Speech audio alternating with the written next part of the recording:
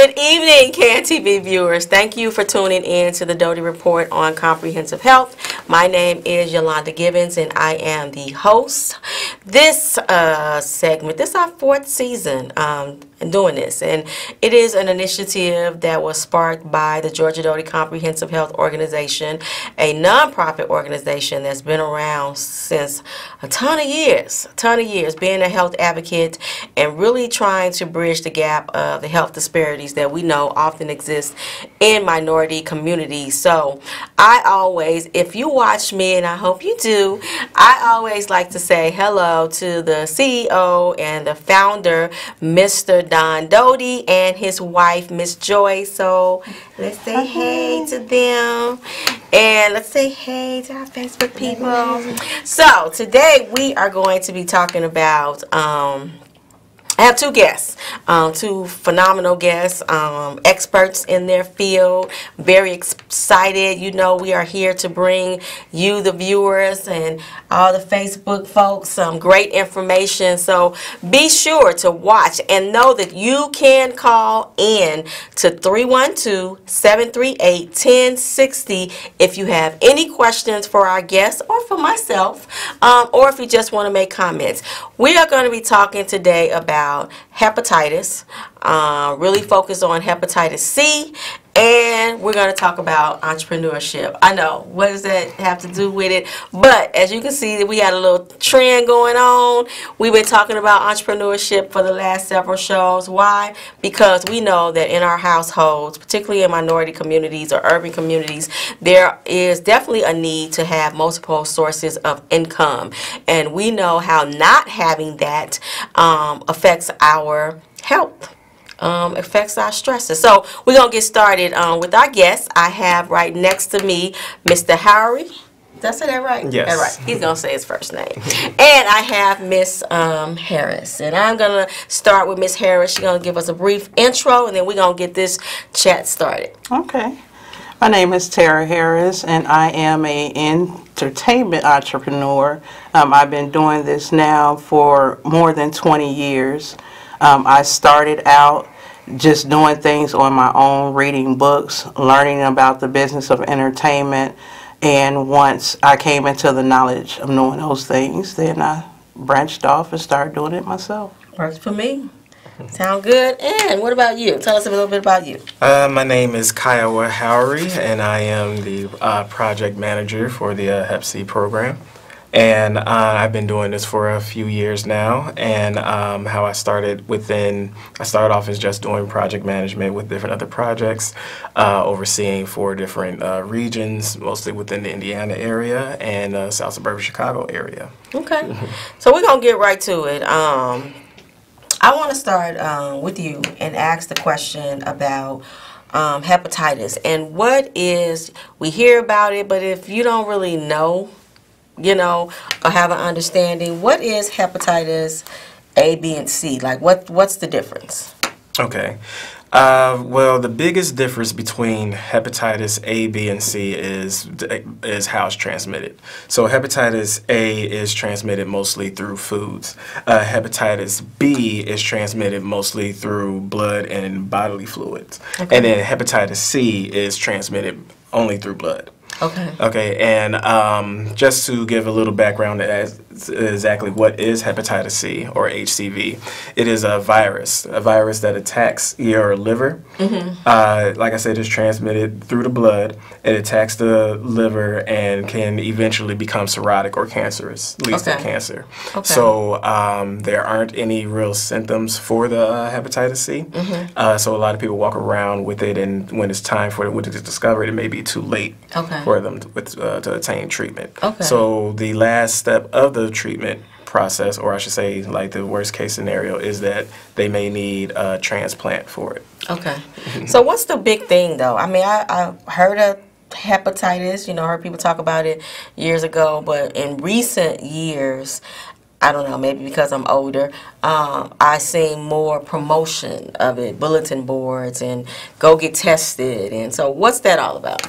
Okay, so because there has been a huge expand on hepatitis C recently, a lot of more people discovered, because initially it was basically the baby boomers, which were the highest population to have hepatitis C. So baby boomers are people that was born between 1945 to 1965. And what they're seeing now is with the opioid epidemic that is now being spread to a lot of the younger people, the younger youth. So that's the reason why they want to normalize the testing for it. Another aspect that they're seeing on it is that you know, pregnant women are having it as well and passing it on to their child. So that's the reason why it's very, very important to be tested and screened for it. All right. Wow. Okay. Good info. I'm not a baby boomer. I missed it, but came after that. So let's go over to Ms. Harris, and viewers and Facebook folks that are watching. We kind of going back and forth. We're talking about hepatitis, the epidemic of hepatitis, how it's affecting our community, and we're talking about entrepreneurship. So talk to us a little bit about being an entrepreneur, and what does that mean, and how has that affected your life or your lifestyle? Well, being an entrepreneur, I would say, first of all, it's more of a passion. It's more of something that you want to do for yourself to not only enhance your life, but maybe enhance someone else's life. Entrepreneurship is something that can help you out in the long run, just as well as right now. I would encourage anyone that has a passion, I would say, for selling or a passion for a service to look into entrepreneurship, because then you can do things on your own. You know, necessarily you would be in charge of your own financial gain or whatever it may be. You can also enhance your life and have the funds, the funding, the money, whatever you want to call it, to do those things that you've always wanted to do. Being an entrepreneur, for me, it's been a rough road. There are always setbacks. You know, everything doesn't go 100% the way you want it to go. And there are a lot of hiccups on the way, but the good thing about it is that you can recover from that, and then you can take the initiative to either change how you're doing it, or you can implement ways to not only put yourself at a higher level, which I call leveling up. You can actually show someone else how to level up with being an entrepreneur. Okay. You want to add to it? No, I just said I like that. Oh, okay. Yeah, level up, people. She said level up. Love that. Why do you think? So I always like to ask questions that I think people may be thinking or thought about, or it might just be me. I know in minority communities there were a period, and maybe it was the baby boomers or it was in the 60s or early 70s, when minorities had businesses and something happened. I don't know that those businesses got passed down, or they lost the businesses, and I'm sure there are many that still exist. So to me, it seems like minorities were having businesses, they're not, and now we see that now more and more and more you hear about minorities and women becoming entrepreneurs. Why do you think that is? What do you think is happening that's sparking that? Well, right now, I see a very big wave of entrepreneurship, especially with black women. And it's because once you get into the mind frame of, listen, I can do this, you are in the mind frame of, I can encourage myself, and not just encourage myself, but I can encourage someone else. And then it's a thing of just breaking. Let's say, for instance, your family, they may have been entrepreneurs, but something, like you said, something happened and things stopped. Well, now in this day and time, because beauty is so out there, entertainment is so out there, there's a very big market. It's a vast market for all of these different types of things, whether it be hair, whether it be nails, whether it be services as far as maybe doing spa treatments or facials or things of that nature. You don't necessarily have to go to school for these things. There are people out there who are willing to help you do these things. And then you also have to look at, you have YouTube. You know, a lot of people kind of knock YouTube right now. They be like, well, YouTube doesn't show you everything. It doesn't. It's not supposed to. It shows you what you need to do as far as now, and then you build from there. And right now, I see it's a surge of, listen, I can help you out. Okay, if this is what you want to do, I know so-and-so, so-and-so, so-and-so, and I can hook you up to this person, and then this person can hook you up to that person. And that's what you see. You see a boom of entrepreneurship going on because people now, they're tired of trying to get help from someone that they know they can't get help from. So they reach out, and a lot of them are surprised because there are people who answer. I answer. Like if someone hits my page, I answer. Okay. So the knowledge and the experience is out there, and people are willing to give to those who are ready to do it. That's good. That's so. The information is there. Talking about information, I'm gonna shift back to hepatitis. Is there and I know in healthcare across the board and health awareness, they're using social media and YouTube and, you know, all these different things to reach people. Do you feel like the message or the information as relates to hepatitis is really reaching the minority community? Have you seen in your time a shift in people coming in saying, hey, I want to be tested, or I think I may have, or whatever the case? Talk to us a little bit about that. I can't say that I have seen a significant amount of people that has actually came in and said, hey, I heard this on the radio, or hey, I saw a commercial on TV for this. And there has been a lot of different, you know, because, well, hepatitis C is treatable. I would like to put that out. Of all of the hepatitis C is curable. Okay. And so there's a lot of companies that create, you know, different type of pills or brands, and they are putting commercials out there. So there's a lot of people that are seeing these commercials and seeing that there aren't any symptoms for this disease that they would like to get screened for it. Okay. So, okay. yes. And so when you say curable or treatable, tell us about that? What is that? So what it is what it is it's a pill that they take. The procedure takes from 8 to 12 weeks, and it consists of taking the pill, and it attacks the virus. Okay. It reduces it from it. And so is it something that as I go to the doctor and have a regular checkup, blood drawn, that's automatically being tested? Or is it some reason that my doctor would have to know to check for that? So, like I said, for the main part, it was mostly with baby boomers. Okay. And right now, only the state of Kentucky is making it mandatory for like pregnant women to be screened for hepatitis C. So that's something that we're hoping to get implemented within the state of Illinois. Okay. But right now, that's not a rule that is in place. Okay. So you would definitely have to actually request for the hepatitis C screening. Okay. And what's the screening process? The screening process is first you will receive a antibody test, and the antibody basically lets them know that you have been in contact with the hepatitis C virus. Okay. Once you are reactive or positive for the hepatitis antibody test, then you will have what is called an RNA test or a confirmation test, which basically is exactly what it is the title. It confirms the fact that you are indeed a carrier for hepatitis C. Okay. So if I am, I guess, diagnosed with hepatitis C, is it just, okay, give me the pill and that's it? I'm good. If only it was that simple.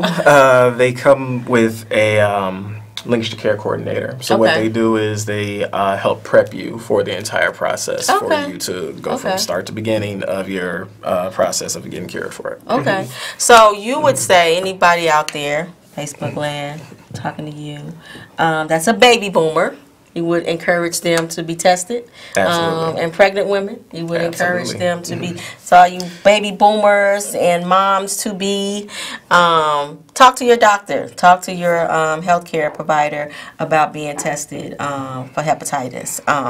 So let's go back to Ms. Harris, and you seem to be very a community oriented person. So what would you say? Oh, we have a caller. I got my head down. Caller, are you there? Yes, ma'am. You have a question? Yes. We're listening. Yes, I have a question for the gentleman with the hepatitis expert. I had hepatitis for 40-something years.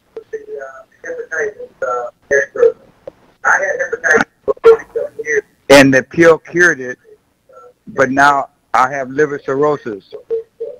And the pill cured it, but now I have liver cirrhosis. What can be done? So okay, I think we can barely hear you, but I think I got the question. So he said he had hepatitis. He lived with hepatitis for 45 years. Now we don't know if he knew or not. Then he got the pill. So of course that was cured, but it affected his liver. So what's the connection with that? Like I said, you can be a carrier of it for many years, actually. And I don't know if he said that he already had seen someone for it, but I highly recommend, if you have not, that you do see somebody for it. And then once you go through the treatment process, you will always, here's the negative side of it, you will always test positive for the antibody test because you have been in contact with it. Okay, and what's the connection with the liver? He said something about his liver. Do you know? That's because that's what hepatitis C is. It attacks your liver. And if it gets to a certain stage, I don't know what, his stage may be, but if it gets to a certain stage, then it is considered to be cirrhotic or cirrhosis, which is liver cancer. Okay. So he's possibly, we think he's saying he's cured of the hepatitis C, but because he had it so long, now he has challenges with his liver. Yes. Okay. So get tested. That's the bottom line. Baby boomers, go get tested. So I was going to go to Ms. Harris and say I get the feeling that you're very community oriented and kind of aware of what's happening in the community. So what would you... We got a whole bunch of, as it relates to health gurus, and that's part of that is entrepreneurship. A lot of people are becoming entrepreneurs via some sort of in the healthcare field. What do you think is the state of our minorities community as it relates to health and entrepreneurship, and is there a connection? There is definitely a connection with it, and I would say each person has their own life, okay? There are things out there that will raise your stress level, and it pertains to money, okay? Not having enough money to pay bills, not having enough money to buy food, not having enough money to pay your car note, mortgage, whatever it may be. Life comes with these stresses. And when it comes down to that, your health is directly affected by your funds. If you're not making enough money, life will become stressful. So in that case, the connection is, okay, if you know that, say for instance, you're not making enough money to fund, let's say you have a budget, and you have a budget of, say for instance, $1,600, but your job is only giving you, let's say, $1,300 a month. Well, you're negative $300. Well, if you decide to become an entrepreneur, that negative $300 could become a positive $300 with just the added extra funds. Then I noticed that, money problems create stress. So when your money problems go up, your stress goes up. Here we go with health problems. When you don't have money problems, your stress, it may go down, but I really wouldn't say that, because then people become a problem. Right. You have too much money, everybody wants help. Everybody wants this, everybody wants that, and they don't understand that, listen, okay, I have to have enough money to pay my bills over here so I can maintain my situation and not be stressful again where I'm gonna get high blood pressure or become diabetic because I'm eating too much or whatever it may be. All of these things have a direct connection into it. So I would say being an entrepreneur, actually, it's gonna kind of cut the cord as far as working is concerned. You will become self-sufficient. Okay, making your own money, having your own product, whether you design it or whether you purchase it from someone else, that can become something that will help you relieve some of your stress, the majority of your stress when it comes down to financial matters. So I would suggest, yes, look into something. I see a lot of beautiful females and handsome men out here who are really making it do what it do by being an entrepreneur, whether it's selling t-shirts, whether it's selling mink lashes or weave. It doesn't matter. Once you jump in the game, that lane as far as financial security becomes open. The more you learn, the better it is. And yes, health, it plays a big part in there because of the stress. You know, when things happen, you know, things in life happen, you know, sometimes we go to eating too much, we go to worrying, you know, all of these different things play a big part in it, but becoming financially stable and self-sufficient as far as your finances are concerned is the greatest thing that you can do. I mean, for right now, even if you have to work for right now and do your business part-time. Right. But as long as you do something to counteract the offset of maybe those financial problems or the stress, you're going to be fine. Just make the move. Take that step. Take the chance. Take the chance. Risk. That's it. If you have an opportunity, or I always say like a dream, something you want to be, always want to own your own business, there are definitely so many resources out there that are available to you. As well as, I think, a lot of people were not getting the health care, and it still exists. We know that there's still disparities across the board in minority in every aspect, you know, economics, health, whatever, education. I mean, we can go on and on with the list. And so we have to mobilize ourselves. That's it. We have to mobilize ourselves to seek out the resources. And part of the reason why this show, you know, we're here, we bring people here to hopefully be able to provide some sort of insight, some sort of resources, some sort of encouragement to get you to take care of yourself. That's it. You know, and make an effort to live a healthier lifestyle. Don't shy away from being tested. Right. You know, talk to your healthcare provider, you know, definitely I would say, and have conversations. Don't just go to the doctor, let them do their thing, and check your eyes and check in, then out. No.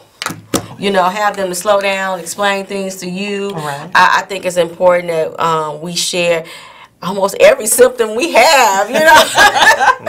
That's true. And get them to make sure they're making appropriate assessments of what's going on with your health. I want to ask, I don't know if I missed it when you said it.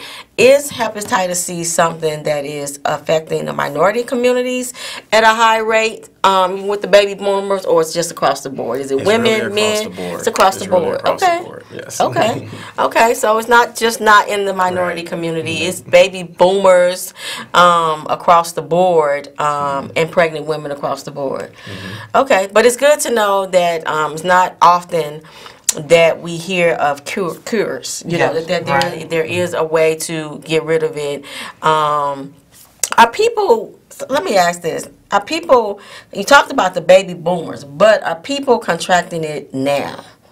Yes. Like, do you see it? You see it? Yes. Okay. People are contracting it now. A lot of things have happened, like back in the past, with blood transfusions and things like that, and they weren't actually screening for those type of things within the blood, and some people have got it and, you know, have passed it on that way as well.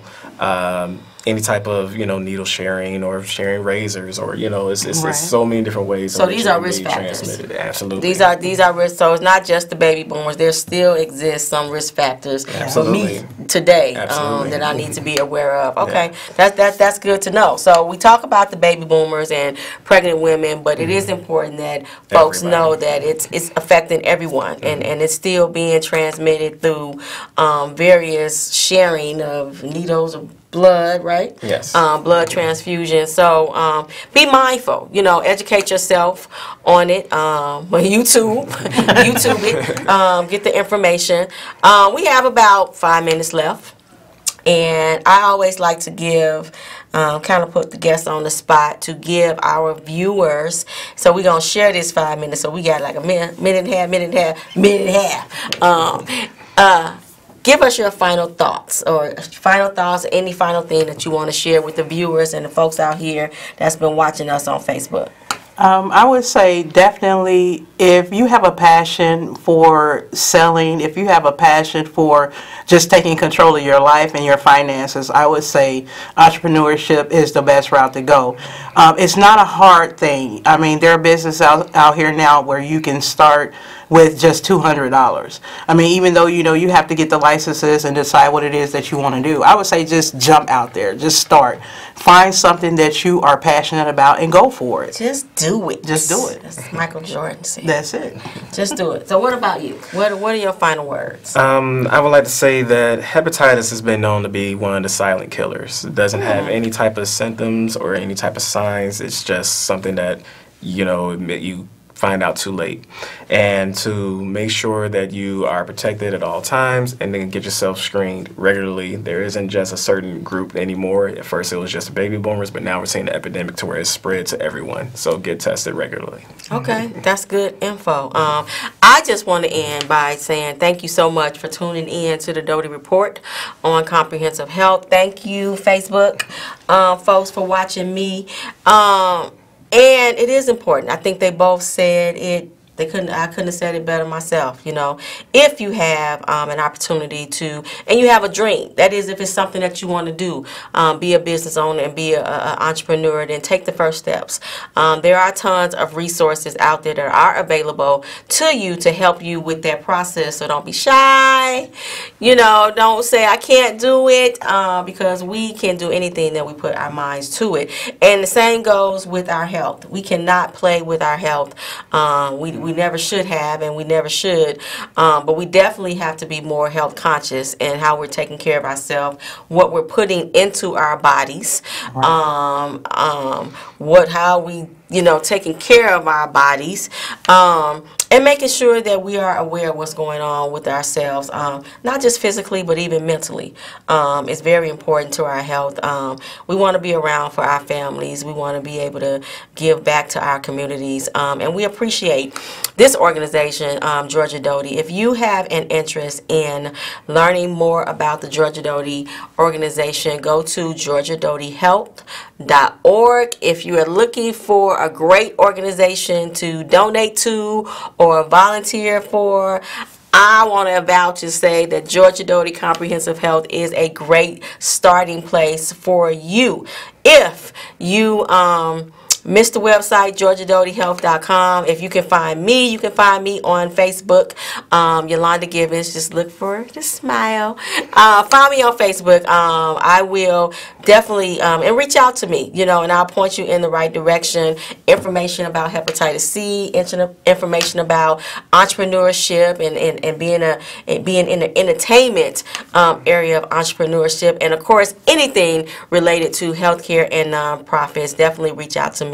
I thank you guys so much for being here. Definitely appreciate it. It's always good to share with our community any education and resource that we may have that's going to help all of us, not just individually, not just our individual families, but the things that we talk about and the share that we do affects our entire community. And that's really, to me, what it's all about, is trying to bring about change, just trying to make a better life for those that come after us. So I appreciate you guys. We thank even CAN TV for allowing such a platform like this. And I'll be back next Tuesday at 7:30 with probably 2 more guests with some more information. Look me up on Facebook. I'll connect you to these two, or go to the website, georgiadotyhealth.org. Thank you, and have a great rest of the week.